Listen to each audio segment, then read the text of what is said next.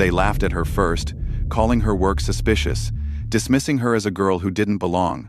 That moment of ridicule became the spark that revealed a chain of corruption, each link tied to neighborhoods poisoned and lives ignored. By the time the truth surfaced, the very people who mocked her were scrambling for cover. Support the story by hitting like, subscribe for the next chapter of resilience, and tell us in the comments what you think and where you're tuning in from. Amara Johnson was a 17-year-old black girl whose determination and intelligence had carried her through long nights of research and countless weekends of soldering wires and programming sensors. Her air quality monitoring project wasn't just another school assignment, it was the culmination of her desire to make a difference for her neighborhood, a community plagued by pollution that many people in power seem to ignore. On this particular morning, she woke up early, carefully dressing in a clean white blouse and her best-fitting jeans. She tied her hair back neatly, knowing that as a black girl stepping into spaces dominated by white authority figures, every detail of her appearance would be scrutinized. She carried her device, a box-like machine packed with sensors and circuitry, carefully in both hands. This was her voice, her proof, her chance to show through data what her community lived through every day. As she approached the courthouse steps, towering columns and wide stone stairs looming above her, she inhaled deeply and remembered her mother's words from earlier, "Baby, remember to hold your head high. They'll try to make you feel small, but you know your worth." The courthouse was busy that morning. Lawyers in crisp suits carried stacks of files, clerks rushed by with clipboards, and ordinary citizens waited in line nervously. Amara adjusted her grip on her project and made her way toward the security checkpoint. Her invitation letter was neatly folded in her bag, signed by Dr. Lawson, the chair of the Environmental Committee. She felt anxious but proud. This was her moment to shine, not just for herself, but for Malik, her younger brother who struggled with asthma every day, for her neighbors who coughed at night, for everyone who had been forced to breathe dirty air while the city looked away.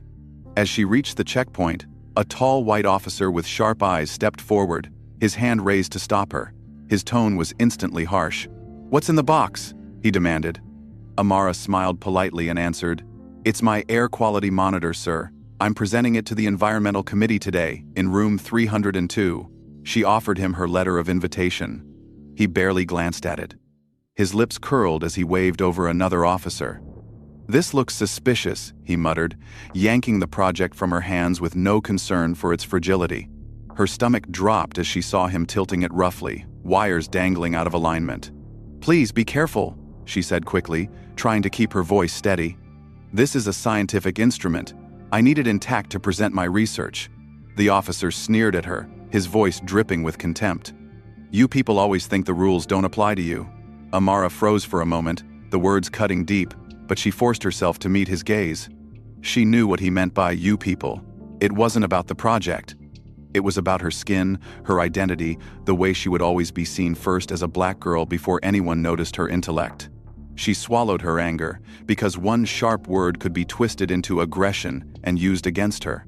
She had learned that lesson too many times already. As the officers continued poking and prying at her project, dismantling it under the guise of inspection, Amara noticed something that made her heart ache with rage. Just a few feet away, a white teenager walked past security carrying a large science fair board, wires taped across the back in messy lines. The officers barely glanced at him. No suspicion, no questions, no rough handling. He was waved through without issue. Amara clenched her fists, her jaw tightening. The hypocrisy burned in her chest. This wasn't about safety, it was about race, about how her blackness transformed her project from science into a threat. People around the checkpoint began to watch. Some whispered, others openly stared. Amara felt the weight of their eyes pressing down. Some curious, some judgmental, some quietly agreeing with the officer's treatment. She felt humiliated, but she also knew she could not break. She remembered Malik gasping for air, remembered the nights she had heard her neighbors complain about chest pains, remembered how often their complaints went ignored. Her project was their voice. If she backed down now, if she let them silence her, then all of those nights working and worrying would have been for nothing. She tried again, her voice calm but firm. "I have an official invitation to be here," she said, pulling the folded letter from her bag. "I was invited by Dr. Lawson to present my findings today. Please, I need my project in working condition." Her voice trembled slightly, but her words were clear. The officer smirked. "Save it! You can explain yourself inside." He gestured for another guard to hold the device. The carelessness made her chest tighten with fear. Months of work were now in hands that wanted to see it broken. Amara drew a breath, steadying herself. "Your Honor, it's an air quality monitoring system I built for my science project. I was invited by Dr. Lawson of the Environmental Committee to present my findings. I have the letter here." She held it out, her hand firm even though her heart pounded. Coleman took the paper but barely looked at it before tossing it aside with a flick of his wrist, as though it were trash.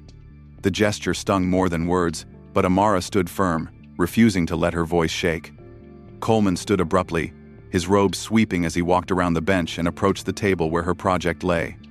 He picked up one of the detached sensors, turning it over in his hand with exaggerated suspicion. "You expect me to believe a 17-year-old girl from your neighborhood built this?" he asked loudly, so the few clerks and officers in the room could hear. Some of them smirked, and Amara felt the sting of their silent judgment, but she refused to look away.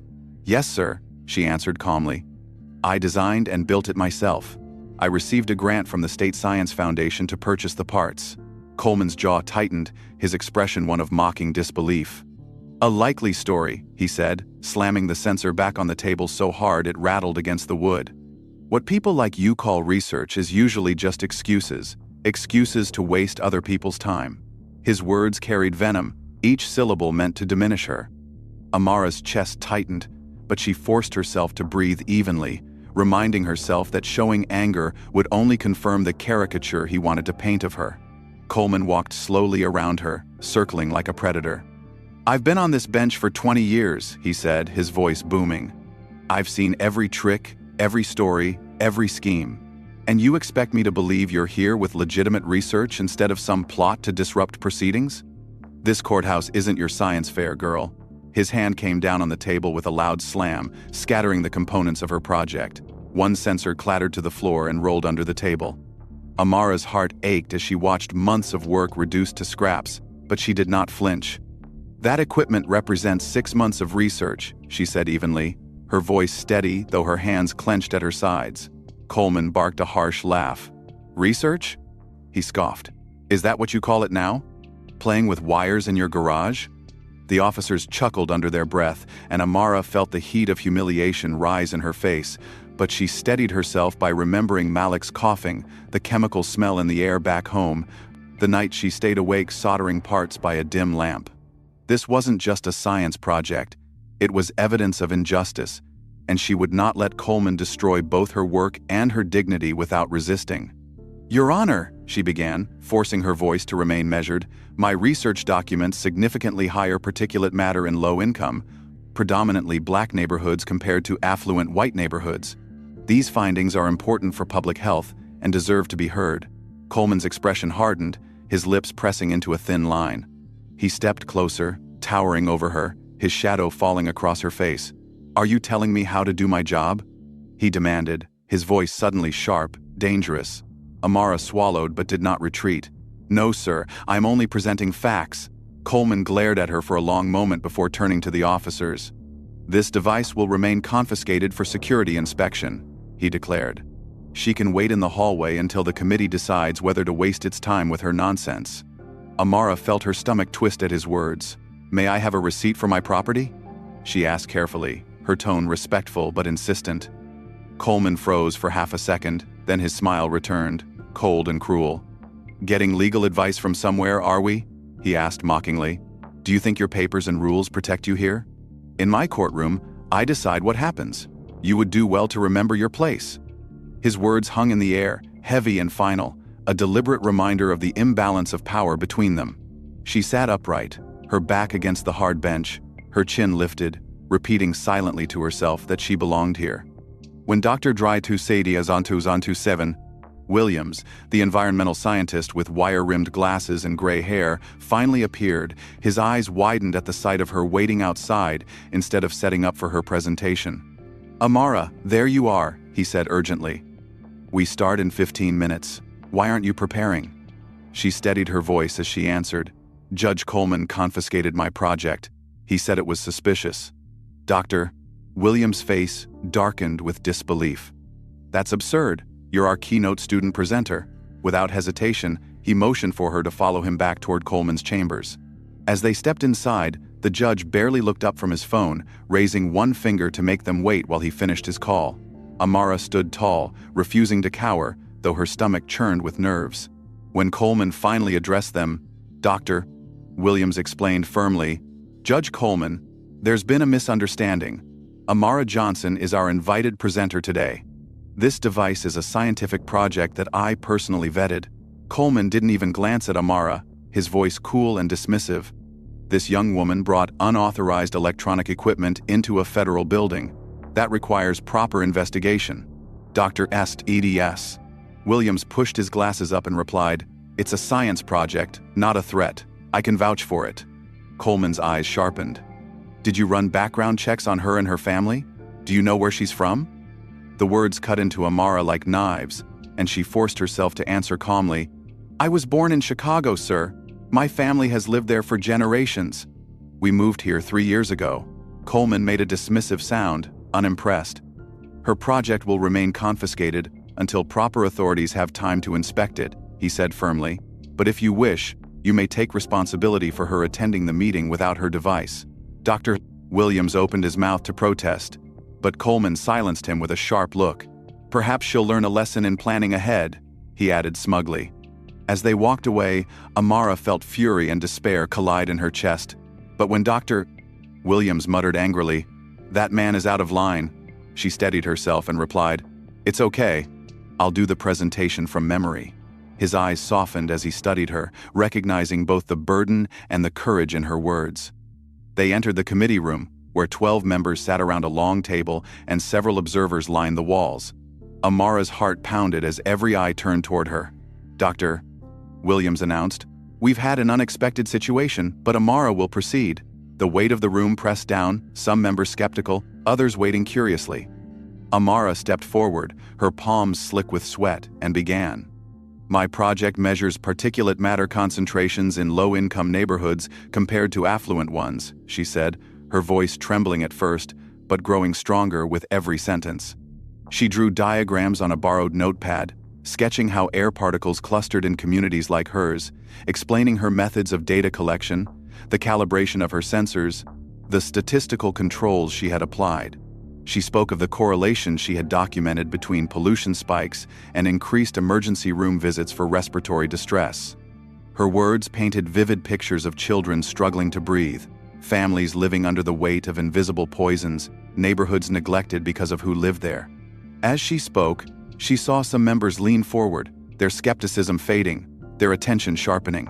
She felt her confidence build, not because she had the slides or the machine to display, but because the truth was in her voice, undeniable and urgent.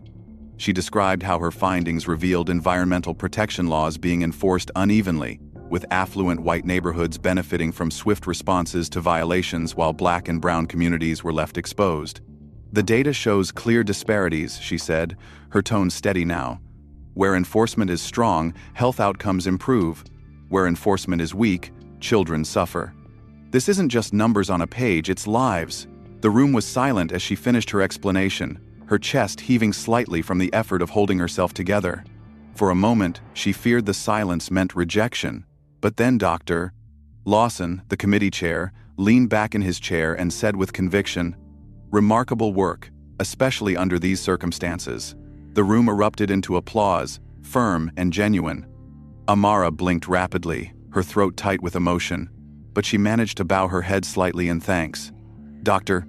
Lawson continued, "Your findings deserve wider attention. Would you consider presenting at the state conference next month?" Amara's heart swelled with relief and pride. "Yes, sir," she said, her voice barely more than a whisper. "I'd be honored." As the meeting adjourned, she slipped into the restroom and locked herself in a stall, finally allowing the weight of adrenaline to crash over her.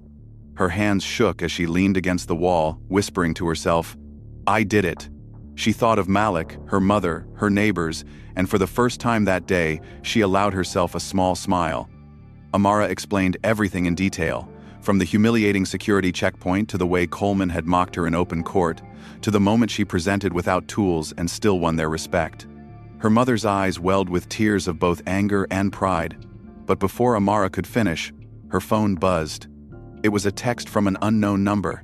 She opened it cautiously, her heart pounding. The message read, "Your project marked for disposal tomorrow morning. Security protocol. Sorry, friend at courthouse." Amara stared at the words in disbelief, her stomach dropping, her hands trembling. She read it again, then showed her mother. Her mother's face turned pale. "They can't do that," she whispered. "That's your property, your work." Amara didn't respond. She already knew Coleman could and would do it if he wanted to. She tried calling the courthouse, but no one answered her questions directly. "It's in evidence holding," one clerk told her, "and evidence holding clears items daily." Another shrugged her off entirely. Frustrated, she called her uncle Marcus. "They're going to destroy it tomorrow," she said, her voice cracking with the weight of fear and rage. Marcus remained calm. "Listen to me, Amara. You need to document everything. Screenshot the message, save the number, write down every word anyone at the courthouse said to you today. We'll challenge this legally, but tonight, you need to rest. Tomorrow, we'll fight." Amara tried to nod but couldn't sit still. She went to the garage, her sanctuary, and looked over the spare parts left on her workbench. She began sketching out the device from memory, drawing diagrams of every sensor, every wire, every circuit board. She whispered to herself, "If they destroy it, I'll build it again." But she knew rebuilding wasn't enough. The original data, 6 months of painstaking collection from her neighborhood, was stored in that device's memory drive. If it was destroyed, all of her proof would be gone. That was what Coleman wanted. He wasn't just mocking her, he was silencing her. The next morning, Amara arrived at the courthouse before it opened, standing on the stone steps as the sky turned from gray to pale blue. She clutched a folder of documents Marcus had helped her prepare: overnight grant paperwork, ownership receipts, confirmation emails from the Environmental Committee. When the doors opened, she went straight to the clerk's office, politely requesting the immediate release of her property. The clerk, a middle-aged man who barely glanced up, said flatly, "That item is scheduled for disposal. Only Judge Coleman can override that." Amara's pulse raced. "Then I need to see Judge Coleman." The clerk smirked, shaking his head. "He isn't seeing anyone until court convenes. Come back later." But later would be too late. She walked briskly down the hall until she spotted Officer Briggs leaning against a wall, arms crossed, a smug expression already forming on his face as she approached. "Officer Briggs," she said firmly, "I need to stop the disposal of my project. It contains irreplaceable research data." He shrugged, smirking. "Judge's orders. It'll be gone by noon. Maybe you'll think twice before bringing suspicious gadgets next time." His tone was cruel, deliberately taunting. Amara steadied herself, refusing to give him the satisfaction of seeing her break. "Could I at least retrieve the data drive?" she asked. "It's a small blue chip inside the unit. That's all I need." Briggs leaned in slightly, his voice low and mocking. "No unauthorized access to secured items. Learn your lesson and move on, girl." Amara walked outside, her body trembling, her mind racing. She called Marcus again. "They won't listen," she said. "They're going to destroy it in just a few hours." Marcus's voice hardened. "Then we escalate. I'm making calls right now. Don't give up." She ended the call and looked up at the courthouse looming above her, feeling both fury and resolve boil inside her. She sat on a bench outside, opening her notebook, writing down every word Briggs had just said.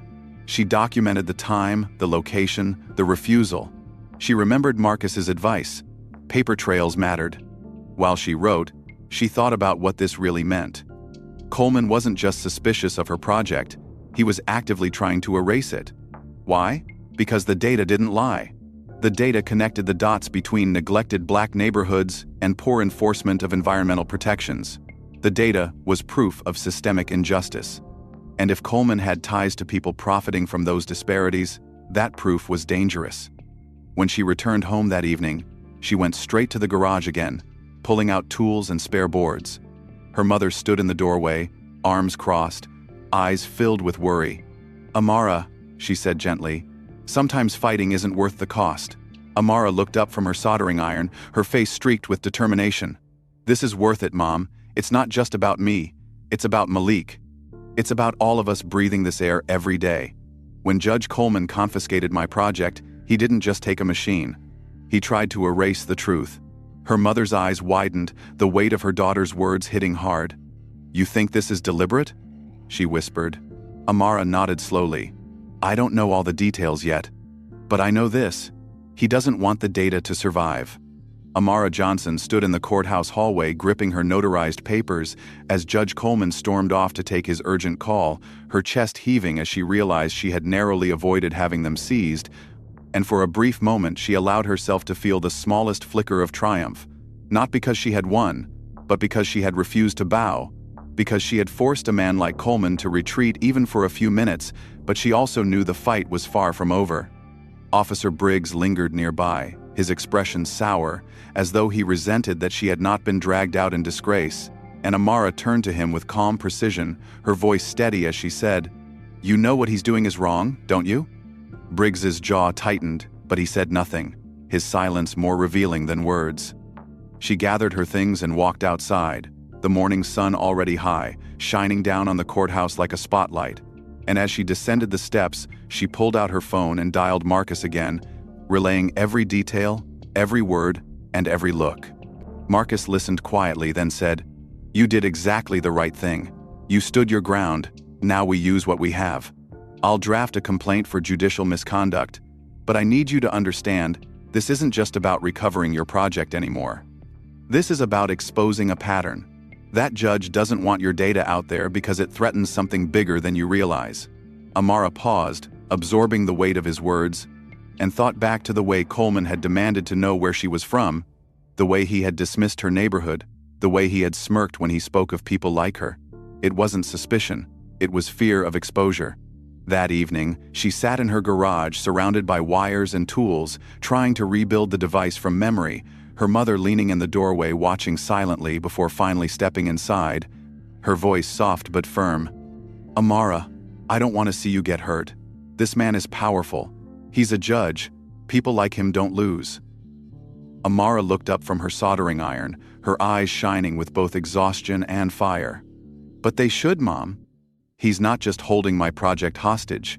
He's trying to erase proof that neighborhoods like ours are suffering. Malik can't sleep through the night without his inhaler. Kids down the street wheeze when they run.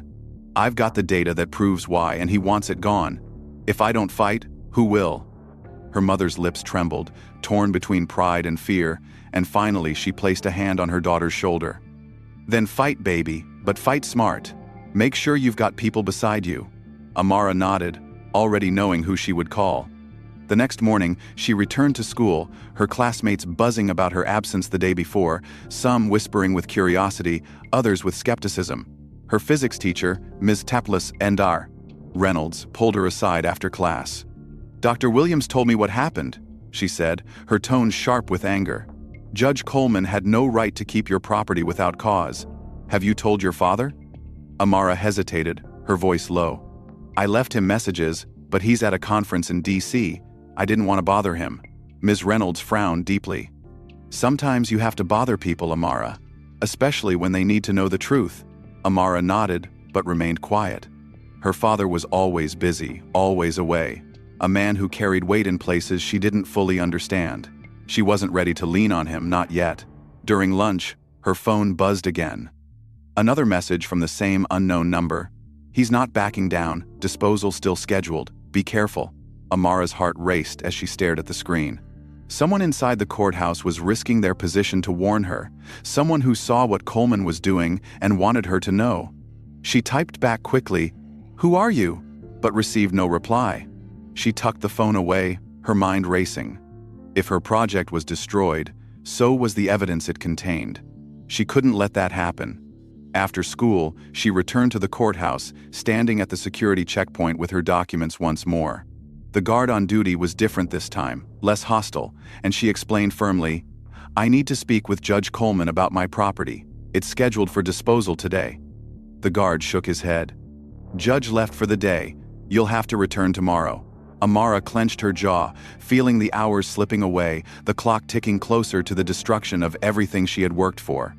She spotted Briggs at the far end of the hall and marched toward him, her steps steady. "Officer Briggs," she called. He turned reluctantly, his expression one of annoyance. "What now, kid?" he muttered. Amara lifted her chin. "My project is scheduled for disposal tomorrow morning. It contains 6 months of irreplaceable data. I need it preserved." Briggs smirked, his eyes glinting. "Judge's orders. Maybe you'll learn your place next time." Amara's voice hardened, her words deliberate. "This isn't about rules or safety. This is about silencing proof. You're helping him do it." Briggs shifted uncomfortably, his smirk fading just slightly. "Look, I've got 3 years until retirement. Don't make this harder than it needs to be." Amara stepped closer, lowering her voice. "Is your pension worth destroying evidence of environmental discrimination?" Briggs's face twitched, his eyes darting away, and though he didn't answer, his silence was loud enough. Amara Johnson rose early the following morning, her body weary from another night spent in the garage piecing together fragments of her device from memory, but her mind alert and sharpened by the realization that every moment counted, because by 9 o'clock, her original project would be scheduled for disposal inside the courthouse basement.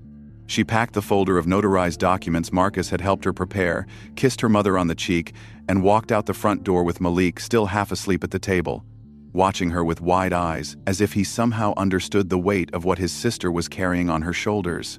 The streets were quiet as she walked toward the bus stop, the air already heavy with the chemical tang that her sensors had measured so many times, and she clenched her jaw, reminding herself that the invisible poisons in the air were the reason she could not back down, no matter how terrifying Judge Coleman was.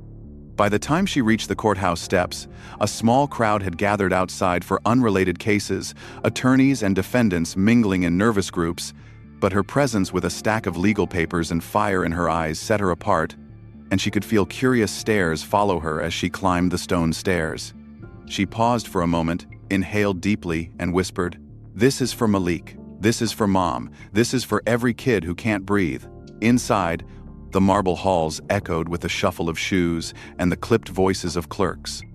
Amara walked straight toward the clerk's desk, placing her documents down firmly.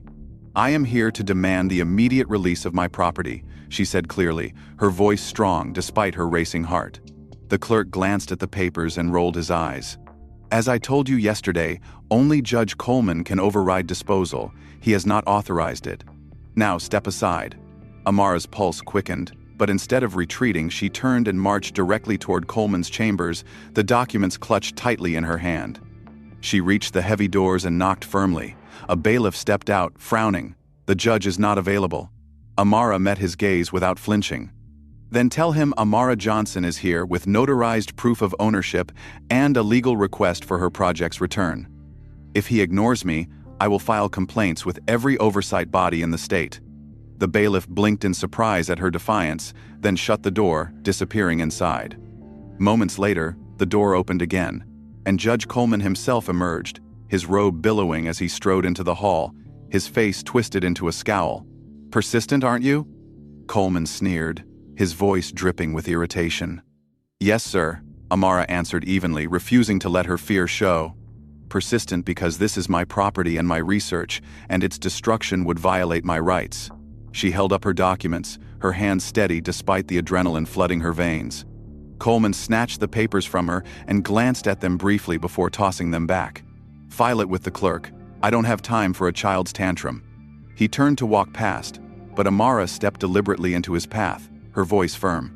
"Your Honor, security plans to dispose of my project this morning. Without due process, that is destruction of evidence. That is unlawful."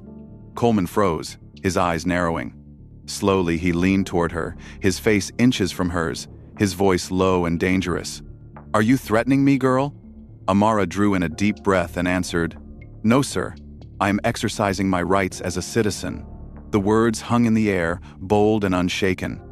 A hush fell across the hall as clerks and bystanders paused to watch. Coleman straightened, his face flushing with anger. "You have no power here," he spat. "This is my courthouse. I decide what happens." Amara met his glare with calm strength. "The courthouse belongs to the people, Your Honor, not to you." Gasps rippled through the small crowd gathering nearby, astonished at her courage. Coleman's lips tightened, his authority challenged in public, and he snapped his fingers sharply. "Officer Briggs!" he barked. Briggs appeared almost instantly, his smirk already forming as he stepped closer. "Escort this girl out. She's disrupting proceedings." Briggs reached for Amara's arm, but she quickly lifted her documents high, her voice ringing out. "These are notarized legal documents proving my ownership of the project and the grant that funded it. Confiscating them would be unlawful." Briggs hesitated, his hand faltering as he looked uncertainly at Coleman. Amara Johnson left the courthouse that day with her chest heaving and her fists clenched around her documents, the sound of her own voice echoing in her head as she had declared in front of everyone that the courthouse belonged to the people and not to Judge Coleman, a statement that had carried both defiance and truth, a statement that had rattled the judge enough to force him to retreat when interrupted by an urgent call. But Amara knew deep inside that the confrontation had only escalated the battle, and as she walked home her mind raced with both fear and determination. The neighborhood streets looked the same as always, cracked sidewalks and faded houses, but to her they felt heavier now, as if everyone's unspoken struggles had been placed on her shoulders. And when she stepped into her garage, she didn't even bother to drop her bag, instead moving straight to her half-rebuilt device, soldering iron still lying on the bench, circuits scattered like puzzle pieces, waiting for her trembling hands. She worked with single-minded focus, each connection steady, each wire a vow that she would not let Coleman erase her or her community. But her exhaustion weighed on her, and when her mother stepped into the doorway with Malik peeking from behind her, she finally looked up. Her mother's voice was soft but filled with concern. "Baby, you've been fighting so hard. Maybe it's time to ask your father for help." Amara stiffened, wiping sweat from her brow, reluctant to admit what she had avoided for days. "He's busy. He's in Washington. He has enough on his plate." Her mother's eyes hardened. "And you think what you're carrying isn't heavy? You're 17. You shouldn't be standing against a federal judge alone." Later that night, after Malik had fallen asleep and the house was quiet, Amara sat on her bed staring at her phone, her Uncle Marcus's last words ringing in her head. "This fight is bigger than you realize." She opened her father's contact, hesitating before typing, then deleting, then typing again. Finally, she pressed call. The line rang, then went to voicemail, his familiar deep voice instructing callers to leave a message. Her throat tightened as she whispered, "Dad, it's me. Something's happening here. Judge Coleman confiscated my project. He's trying to destroy it. I've been fighting, but I need advice. Please call me back." She hung up, staring at the ceiling, wondering if her words would ever reach him in time. The next morning, as she prepared to head back to the courthouse yet again, her phone buzzed with a message from Marcus. "Help is coming. Hold tight." She tucked it into her pocket and walked to the bus stop, determination etched across her face. By the time she reached the courthouse, she saw reporters gathering outside, cameras being set up, microphones tested. She froze for a moment, realizing the confrontation she had ignited yesterday had already spread beyond the marble halls. People were beginning to pay attention. She walked past them, ignoring the flashes of cameras, focusing instead on the task at hand. She needed her project back before it was gone forever. Inside, she spotted Grace Miller, a public defender she had seen before in the courthouse. Grace, a woman in her 40s with sharp eyes and a no-nonsense demeanor, approached her quickly. "You're Amara Johnson, right? I heard about yesterday. You've got guts, standing up to Coleman like that." Amara blinked, surprised by the sudden support. "I didn't have a choice," she said quietly. Grace nodded. "That's what makes it powerful. Listen, I want to help you. Coleman's been pulling stunts like this for years, but no one's had the courage to push back. You might be the first person to shake him." Amara's chest tightened with both fear and gratitude. "But he still has my project." "They're trying to destroy it." Grace's eyes narrowed. "Then we need to act fast." Together they went to the basement level where confiscated items were stored. A security officer blocked their path, arms crossed. "No entry without authorization," he barked. Grace argued firmly, "This young woman's property is being unlawfully disposed of. We have grounds for an emergency stay." The officer shook his head. "Orders are orders." Through the small window in the door, Amara spotted her project sitting on a table, partially disassembled, wires hanging loose. Her heart sank. "That's it," she whispered. She pressed against the glass, her voice rising. "Please, that's months of research, data that can't be replaced."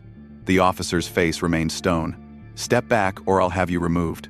Grace pulled Amara aside, her voice low. "We'll need a judge's order, but Coleman will block us. We have to find another way." The next morning dawned with an electricity that Amara Johnson could feel in the air, a hum of anticipation that traveled through the city streets and buzzed outside the courthouse where news vans lined the curbs and reporters gathered in tight clusters, microphones poised and cameras flashing. Word had already leaked that the Attorney General of the United States was arriving for an unscheduled meeting, and Amara, who had spent a sleepless night staring at the restored shell of her project sitting safely on her desk, felt her stomach twist as she walked beside Grace Miller toward the courthouse doors. Grace kept glancing at her with quiet admiration, muttering, "I've seen grown men crumble in front of Coleman, but you 17 and standing tall, you've done what no one else dared." Amara barely managed a smile. The weight of what was happening pressed down heavily on her, not just because her father was coming, but because she now understood that her fight had never been just about a project, it had been about truth, and that truth was about to ripple outward in ways she had never imagined. As they approached the side entrance, 2 FBI agents flanked the door, their expressions hard, their presence unmistakable. One nodded to Amara with the smallest flicker of respect, and when Grace flashed her badge, they stepped aside. Inside, the air was tense, clerks whispering, officers moving with unease, Judge Coleman pacing in his chambers, his robe hastily adjusted, his face pale.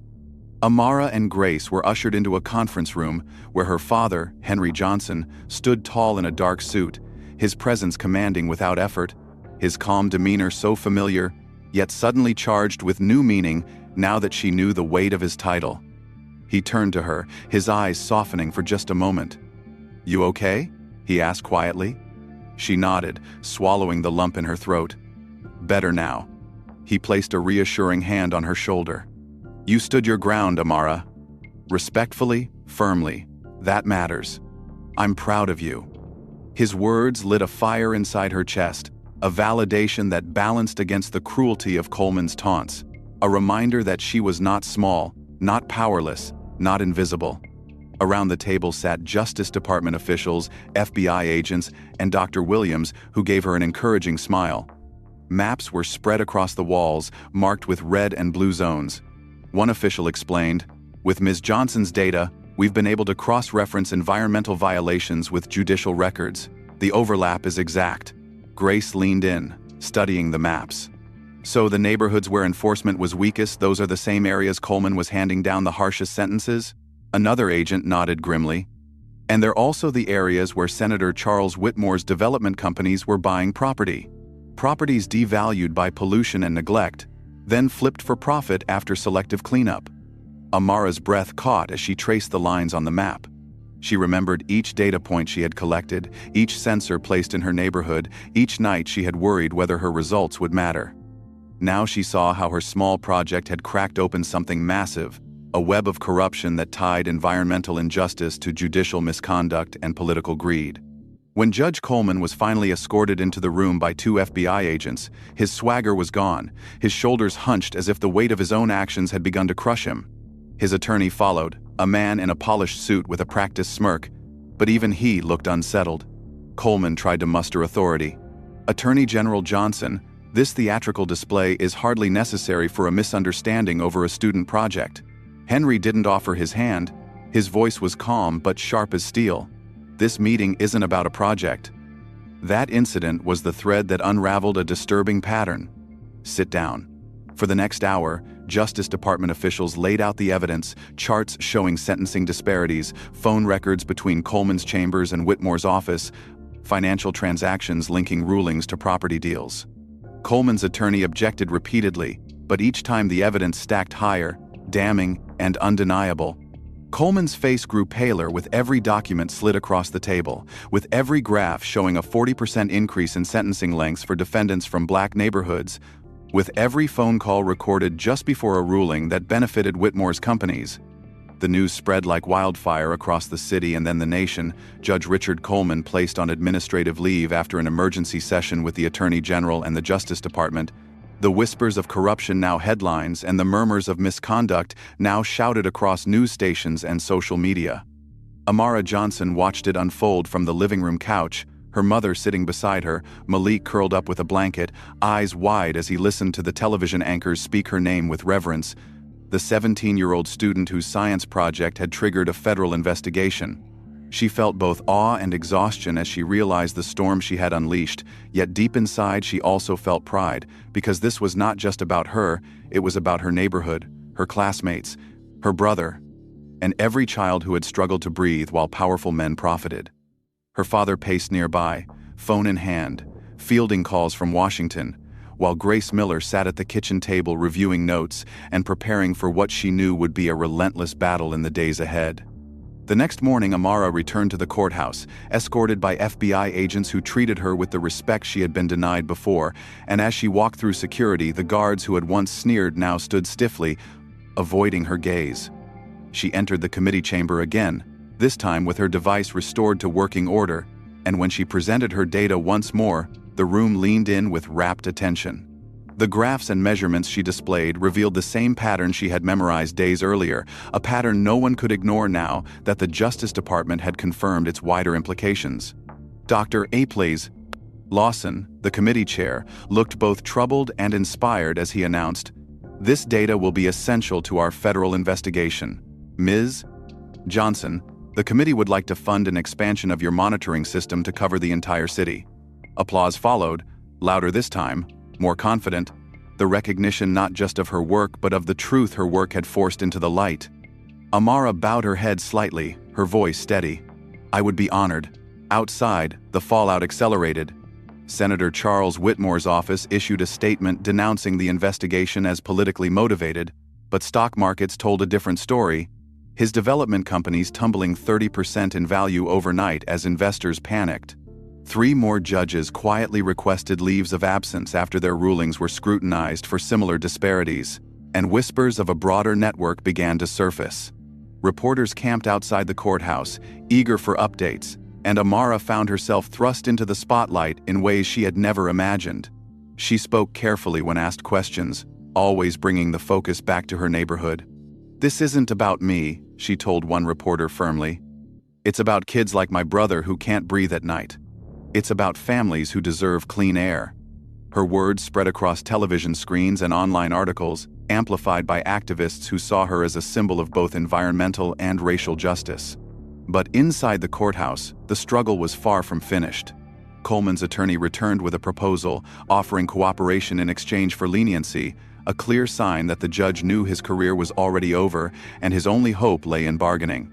Henry Johnson listened calmly, nodding as his officials presented more evidence, phone records, banking transactions, sentencing statistics, all painting a clear picture of a man who had twisted the law to serve political and financial interests. Coleman sat pale and broken, no trace of the arrogance he had once wielded against Amara, his voice small as he finally admitted he had spoken frequently with Whitmore about which cases to dismiss, which violations to ignore, which neighborhoods to leave poisoned. The room chilled with the weight of his confession. Amara sat quietly in the corner, her project before her, her heart pounding as she realized she was witnessing history, the fall of a man who had tried to destroy her work and her dignity, now reduced to begging for deals. The dominoes continued to fall. News broke that Senator Whitmore had resigned under pressure, citing health concerns, though everyone knew the truth. Development companies connected to him scrambled to distance themselves, firing executives, calling emergency board meetings. The Environmental Protection Agency announced new investigations in a dozen cities where similar patterns had been suspected, using Amara's monitoring system as a model for their probes. The Judicial Ethics Committee released a statement promising full review of any judge whose rulings displayed statistical disparities. For the first time in decades, the system was being forced to look at itself honestly, and it was a 17-year-old black girl who had lit the spark. Months passed, and the whirlwind of investigations, hearings, and resignations continued to ripple outward. But for Amara Johnson, the 17-year-old black girl who had once been humiliated at a courthouse security checkpoint, life was transformed in ways she never could have imagined.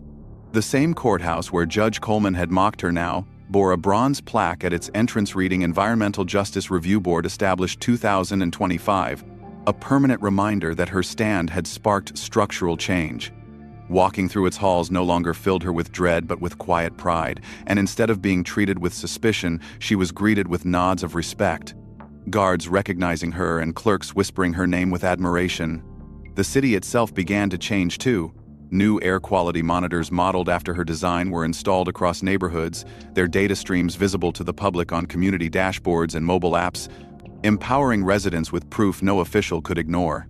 Streets that once choked with smog now lined with young trees, playgrounds built where illegal dumping sites had scarred the land, and clinics specializing in respiratory care opened in underserved communities, funded in part by settlements extracted from Whitmore's development companies. Malik played basketball again without coughing fits, his laughter no longer broken by gasps for air, and their mother walked the streets with renewed hope, holding her head high because her daughter had refused to be erased. In Washington, Amara found herself at conferences surrounded by scientists, policymakers, and activists decades older than her, all listening as she explained how a simple project in a garage became evidence of systemic injustice. She never forgot to mention her neighborhood, her brother, her mother's encouragement, and the humiliation that had nearly silenced her, because she knew the story mattered as much as the science. Grace Miller stood proudly at her side at many of these events, now heading a task force within the Justice Department focused on environmental justice litigation, often telling colleagues, "This young woman reminded me that courage doesn't wait for age." Dr. Williams continued to mentor her, connecting her with universities and research labs, his pride in her success evident each time he introduced her as the student who changed everything. Even Coleman, now stripped of his robe and awaiting sentencing for misconduct, was seen performing community service in the very neighborhoods he had once dismissed, picking up trash and listening reluctantly to residents describe the harm his rulings had enabled. Amara caught sight of him once while visiting a community center, and for a moment their eyes met. He looked away first, shoulders slumped, no longer the towering figure who had tried to intimidate her, but rather a man broken by his own corruption. The investigation continued to grow beyond her city, uncovering similar patterns in other states, exposing judges who had collaborated with developers to sacrifice minority neighborhoods for profit, and the dominoes kept falling, each resignation or indictment tied in some way back to the spark she had lit. Reporters called it the Johnson effect, but she always corrected them gently, insisting it was about more than one name, more than one family, it was about a community finally being seen. When asked how it felt to change the system, she always answered the same way. "I didn't change the system alone. I just refused to be silent." Others followed. Her words inspired students across the country to launch their own projects, collecting local data on air, water, and soil, building networks of citizen scientists who refused to let their communities be ignored. Her project became part of school curriculums, her methodology taught not as abstract theory, but as a living example of how science and courage together could confront injustice. 1 year after her confrontation with Coleman, a new environmental science academy opened in her old high school building, its banner proudly displaying her name. Inside, students clustered around computers analyzing air quality data in real time. Others soldered sensors onto boards, their eyes bright with curiosity and determination. Amara visited the academy on its opening day, Malik at her side, and as she watched younger students building their own devices, she felt a swell of pride unlike anything she had known. "See, little man?" she whispered to her brother. "This is why I fought, so you and they could breathe easier." Malik smiled, his voice filled with certainty. "You already changed the world, Amara." Her father stood beside her, no longer just the distant figure in Washington but present, his hand on her shoulder. "Justice isn't automatic," he said softly. "It requires vigilance, evidence, and courage. You reminded me of that when you stood up even when you thought you were alone." Amara nodded, remembering every moment she had nearly broken, every insult, every smirk, every time Coleman had tried to crush her spirit. She thought of the day she had declared in the courthouse hall that it belonged to the people, and she realized she had been right all along. The courthouse, the city, the system itself, they were meant to serve, not to oppress, and they could only be corrected when ordinary people refused to yield. The end. If you've stayed with Amara's journey until the end, you know this story carried more than just a courtroom battle. It was about dignity, about courage, about refusing to be silenced when the system tried to erase her. Stories like this remind us why standing up matters. If you believe others should hear about Amara's fight, tap that like button so more people find it. Subscribe to the channel so you won't miss the next powerful story of justice and change. And I'd love to know what part of Amara's journey struck you the hardest? Was it her defiance in front of Judge Coleman, the reveal of her father's identity, or the final transformation of her community? Share your thoughts in the comments, and also let me know where in the world you're watching from. Your perspective adds to the conversation, and your voice matters as much as hers.